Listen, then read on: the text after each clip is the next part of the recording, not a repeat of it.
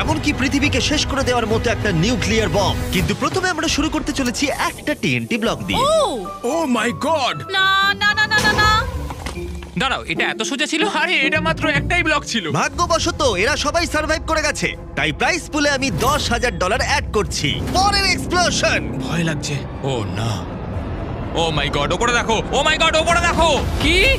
এটা কি করে সম্ভব? পালো পালো পালো পালো পালো! চলো চলো চলো চলো চলো চলো।